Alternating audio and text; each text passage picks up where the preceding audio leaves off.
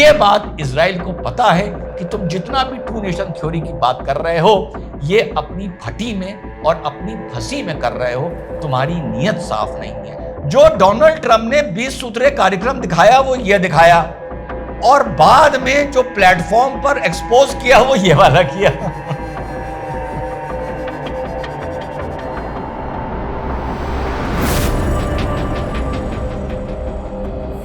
Hello नमस्कार, सत श्री अकाल, अस्सलाम वालेकुम। कैसे हैं जनाब? तो साहब, डोनाल्ड ट्रंप ने बहुत बड़ा खेल कर दिया है।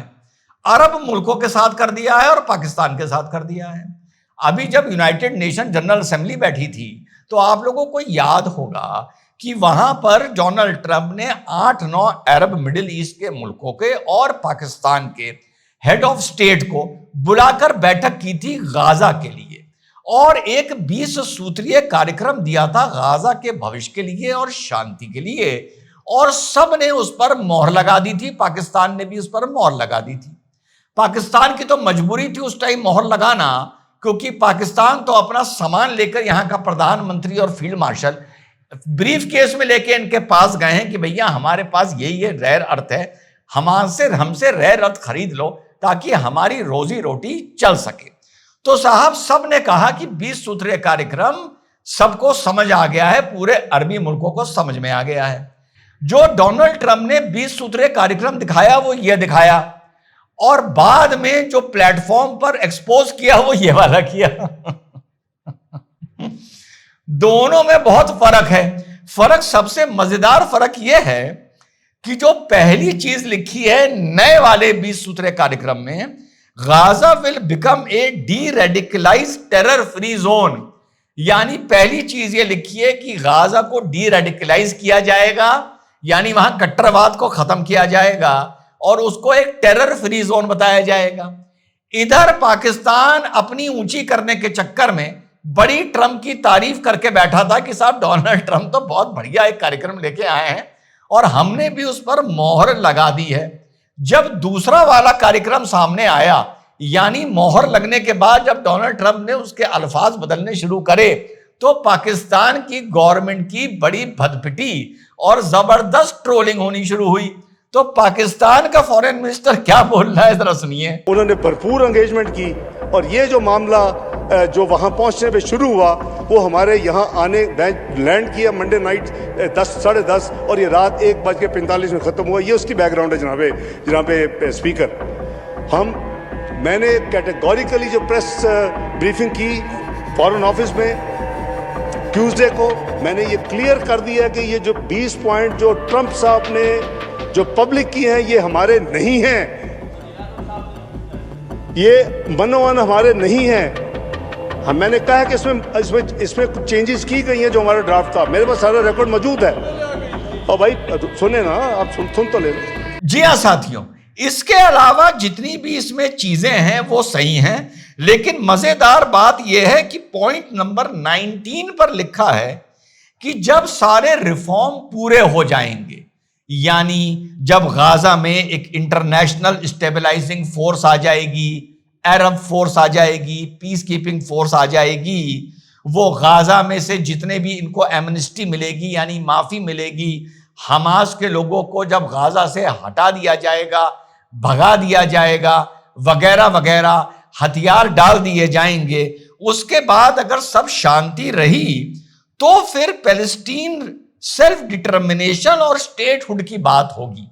यानी पॉइंट समझिए, पहला पॉइंट लिखा है कि डी रेडिकलाइज किया जाएगा और गाजा को आतंक फ्री बनाया जाएगा, और 19वां पॉइंट बीच में पूरी कहानी लिखी है, और 19वां पॉइंट लिखा है कि जब ये सब हो जाएगा उसके बाद पैलेस्टीन स्टेटहुड की बात करी जाएगी। साथ में एक मैप भी दिया है। मैं एडिटर से कहूंगा कि मैप को बड़ा कर दें। मैप में इजिप्ट बॉर्डर की तरफ और पूरे गाजा से मिलता हुआ इजराइल के बॉर्डर ऊपर से नॉर्थ से लेकर साउथ तक 1 किलोमीटर का बफर जोन बनाया गया है। याद है साथियों, जो आप हमारे साथ पुराने जुड़े हुए हैं 2022-23 से, याद है कितने दिनों से इस मंच पर बात हो रही है कि इजराइल एक बफर जोन इस बार बनाकर रहेगा, यानी पूरे गाजा का 1 किलोमीटर का हिस्सा इस लड़ाई में इजराइल ने फिर मार लिया है।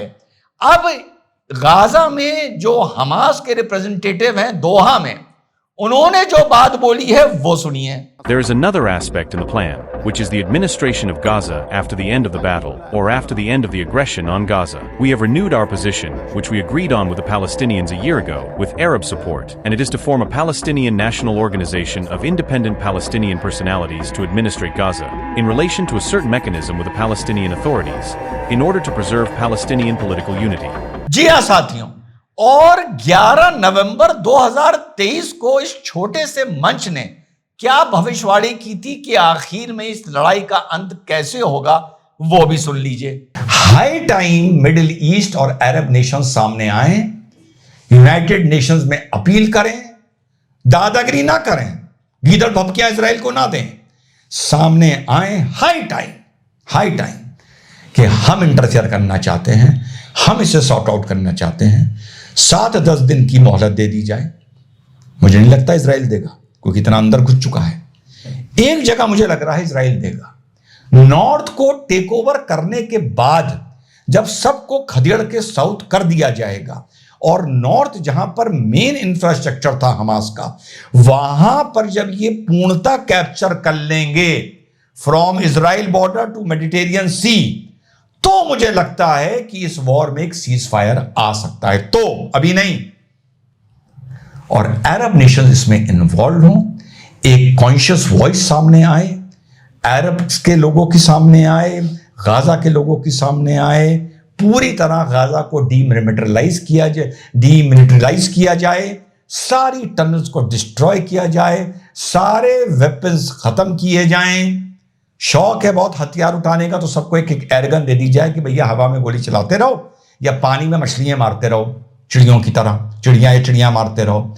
इतना कर लिया जाए और ये पूरा एडमिनिस्ट्रेशन हाई टाइम के अरब गवर्नेंस बॉडी को या किसी पैलेस्टीन गवर्नेंस बॉडी को हैंड ओवर कर दिया जाए। सुन लिया साथियों, तो जो मुख्य प्लान है डोनाल्ड ट्रंप का या पूरे अरब मुल्कों का या पाकिस्तान का, इस छोटे से मंच ने, मुसलमानों तुम भी सुनो, 11 नवंबर को जब तुम रीले बना रहे थे और कूद रहे थे, तुम्हारा भाई एक गंभीर और संजीदा राय दे रहा था 11 नवंबर 2023 को कि आखिर में हमास को हथियार डालने पड़ेंगे और यहां पर कोई कॉमन पीस कीपिंग फोर्स आएगी। लेकिन तब तुम लोग कह रहे थे कि इजराइल को हम निस्ते-नाबूद कर देंगे, और आखिर में कौन निस्ते-नाबूद हुआ तुम्हें इसका भी पता है।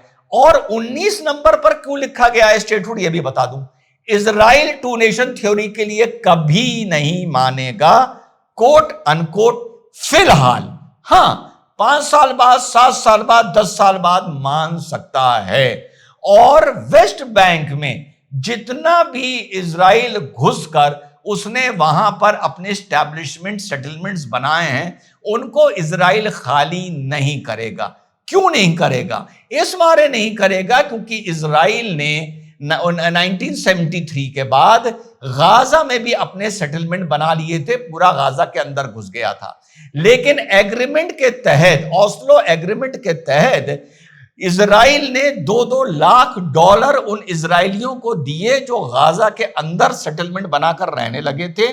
उनके घर इजराइल के बुलडोजरों से तोड़े गए और उन्हें जबरन गाजा से बाहर निकल के इजराइल लाया गया, अमन के लिए और शांति के लिए। और आखिर में 7 अक्टूबर 2023 को इजराइल को उसका क्या सिला मिला, ये आप लोगों को मालूम है। तो फिलहाल इजराइल वेस्ट बैंक से अपने एस्टैब्लिशमेंट और सेटलमेंट कभी नहीं हटाएगा जब तक 5-10 साल कम से कम नहीं देख लेगा कि वाकई यहां पर शांति है। उसके बाद शायद टू नेशन थ्योरी की बात शुरू होगी। और इधर गाजा में हमास को किसी कीमत में बर्दाश्त नहीं करेगा, हथियारों को किसी कीमत में बर्दाश्त नहीं करेगा और एक बफर जोन बनाएगा।